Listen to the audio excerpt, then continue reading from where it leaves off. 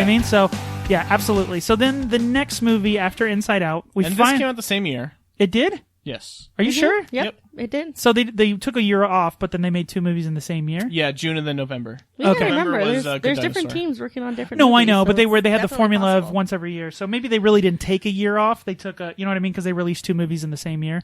So Yeah, I haven't seen The Good Dinosaur. It's good. It is. Dinosaur. I like this movie. It's a solid movie. It's 76% Rotten Tomatoes, so it's a good movie. It's better than most. This is the first, I think, bomb. This is the first Pixar movie ever that did not make its budget back. Well, what's weird about this movie, Well, I didn't see a budget lot and of marketing for this movie, so I Yeah, don't know if nobody it did. got That's tanked. the I don't know problem. if they tanked it purposely. I don't know. Maybe they knew it was Maybe a not tax that great. write-off Well, or something. I think the marketing that they did do, being in the Disney community, I know people were completely turned off by the animation of the dinosaurs. They were completely turned off by the dinosaurs that could talk. They were turned off by kind of they were at first they were optimistic when the tagline was, "What would happen if the comet missed?" Yeah, I like that. That was what caught people on. Yep. And then the trailer started to get a little bit more extended, where they started to show a little bit more of the characters, and that I know in the Disney community that turned people off. Like they were I've not always about said that. Like the movie is photorealistic with the it's- animation, it's and more dinosaurs striking. are not. It's striking, right? Yeah. It's more It takes you out of it. Yeah. right, and I think that's part of their secret sauce is that everything matches, right? Yeah. It's immersive. We talked about this, like you don't know, it's, if you do your job right as a background creator for Pixar, no one cares because no one notices. But because it's so great that the immersion is so full in effect. Whereas I haven't seen this movie, but for me, I think the reason I didn't see this movie was just because of there was never any, hey David, you need to go see this movie.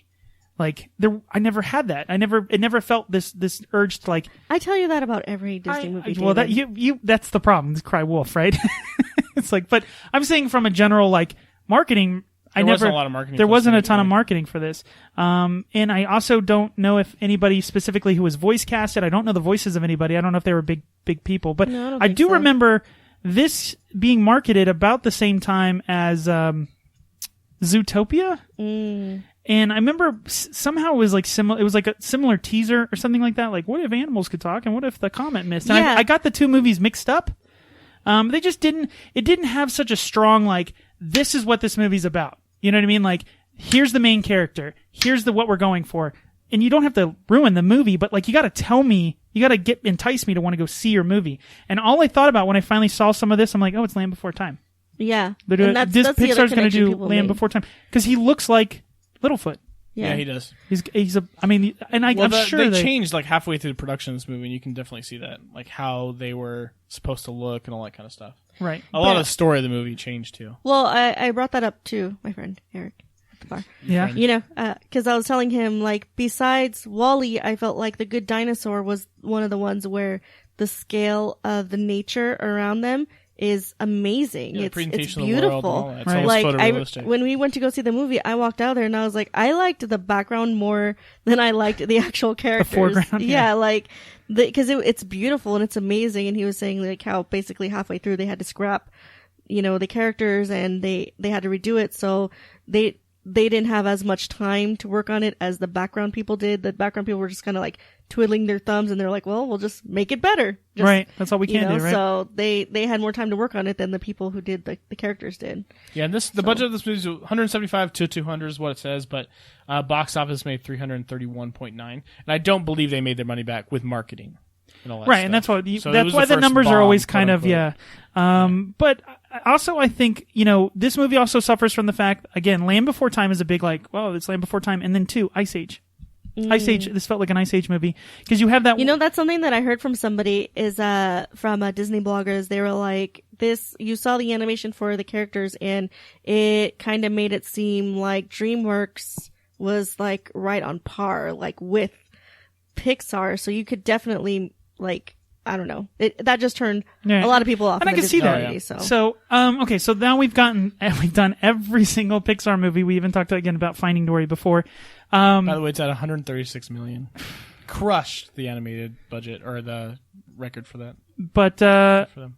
they've got. I just wanted to briefly talk about the movies that are in the pipes. Yeah, in the pipes. Well, So okay, I want to say that The Good Dinosaur, before we move on to other ones, Yeah. is, like I said, the storyline isn't that great, but I do generally like the movie. There are some really great funny moments. There are some really great, to me, there was some really great emotional moments.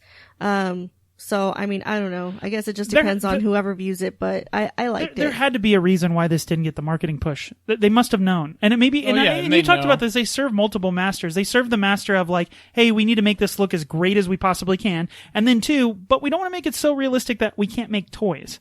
Because the toys have to be simple enough because that's an entirely different technology and manufacturing. If you had real looking dinosaurs, that would be kind of scary and stuff and weird if maybe. they were to talk and all that. Yeah, so I think it's interesting. You kind of see, because Last Year always talks about the art pushes the technology influences the art, and it's a cycle of how this works. I'm probably saying that wrong, but this might be that part when the circle is the balance is off. One is moving faster than the other.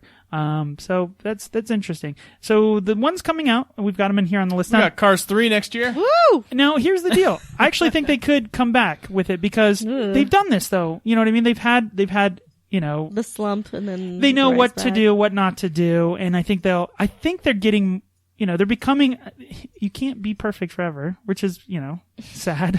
Welcome to the world, Pixar. We all can't be A's. But I still think those characters there's still a story to tell there, because it's an entire universe. Well, from what I've heard, it's going to go back to, the guy that trained, Lightning Doc McQueen? Hudson. Yeah, it's Doc Hudson. It's going to be his story. Oh, cool. Like going back to that and like how that, obviously it's going to centralize around Lightning McQueen, but it's going to go back and One of see my how that's favorite told. jokes in all of Cars is he's like, he won the Piston Cup. He's like, he pissed in his cup or something. Or he did what in his cup? Yeah, it's like, that's such a good joke. Like, they named it the Piston Cup. Hopefully just for that stupid joke. So that comes out June 2017, and then we're going to have another movie that year, So Coco. Which I in am very, I'm kind of annoyed about. Why? Because that's supposed to be about like a Dia de los Muertos kind of movie. Day of the Dead, yeah. But it's released on November 22nd, which Dia de los Muertos is like November 1st, like October 31st. So They might push it. That seems stupid to me. Why wouldn't you? If it's in the same month but on the release it? same day, how dare they? Like that just sounds we'll stupid see. to me. But I am interested because, there was a video game that I recently played called Grim Fandango that kind of lives in that universe, and it's fantastic. Like that whole idea of how they could, the idea of like, death and how you could play on jokes about like dead people. Oh god, the whole movie's about death? We're going to call it the whole movie. Hopefully not. But Hopefully it's the funnier movie. No, but that's what I think they could make fun of. I don't know. All I've seen is like concept art, which is like the text, the title, and it's got like skulls. So they could totally play it. Like if everyone's skeletons, like in Grim Fandango, there's definitely a gold mine of jokes there. Too, like jokes. There's funny. I've got a boner for you. What are you talking about? Yeah, exactly. Great. There could be some great jokes. Year after that, we got Toy Story 4. John Lasseter again directing. Rashida Jones, I see here, is actually working on the screenplay. That's interesting. weird. Rashida Jones. Like from Parks and Rec? Yeah. Angie Tribeca. Yeah. And then the year after that, we got Incredibles 2, Brad Bird doing his whole bit. Well, they've specifically said he's not confirmed as direct. Oh no, he's doing everything. No, Brad Bird's doing everything, just like well, the Incredibles 2 is easy. You know what I mean? Like, back. Of course he is. yeah, but Incredibles 2 is like, duh. Like, make the Fantastic Four movie that everybody wanted, and now the baby's going to be older, hopefully, and like Jack is going to be awesome. But that's the problem. It's like, you don't have to make it. I mean, that's cool. I mean, Incredibles 2 The Incredibles is one of my favorite movies of all time, but like... Yeah, but the reason why these movies always have a chance versus different movies with sequels is that they do such a good job of creating a universe. It's the same thing about Star Wars, right? The reason why Star Wars is going to ultimately, hopefully, be successful with their side stories, their, what are they called? Anthology stories, is because Lucas created such a fantastic and deep and interesting world that there's always going to be something interesting in that world to tell. That you couldn't just, that you can tell a story within that universe. And as long as Lucas doesn't tell it. Shut up. You know what I mean. But I'm saying Toy Story 4 has created a big enough universe where it's interesting and exciting and there's things that you can do in that world. And so is The Incredibles. There's so much. I would love for them to do a prequels of when they were getting their superpowers or how they got their superpowers or whatever, because that's kind of a given. They don't really do the whole, I mean, they kind of do learning your powers a little bit with the kids, but it would just be exciting. First of all, those characters, they do such a good job of creating characters that I just want to see Frozone again. Where's my super suit, woman? And him like doing his, I mean, I know he fought a little bit in the end, but that'd be kind of cool to see him in his front. It's for the greater good. I am the greatest good you can ever get. Like, it's so amazing. And hopefully they'll do well, and Hopefully they'll be really good movies. We're hoping for no more slumps like Cars 2. So I'm always interested to know too, because you see this with Disney animation, kind of having the ability to get licensing of other, with I think of specifically Wreck-It Ralph, where they get like Mario and they get Bowser. I'm wondering if Pixar's ever been approached, and maybe they don't want to, because they don't want to be dragged down with all of the existing, storyboards and all those things that have happened with other pre-existing characters. But I'm sure Disney has come to them and said, why don't you make a Pixar Mickey Mouse movie? Why don't you do that? Well, that'd be weird. If it's not but why? Why not? Because the big part of what makes Pixar great is the originality of the stories. It's something unique almost in every single movie. But it's the story, not the. I mean, it is the characters too, but the story is also. Why couldn't you just take Mickey Mouse and put him in one of these interesting stories? I don't understand why. Because here's the thing: Mickey Mouse, when's the last proper animated? Movie. There hasn't.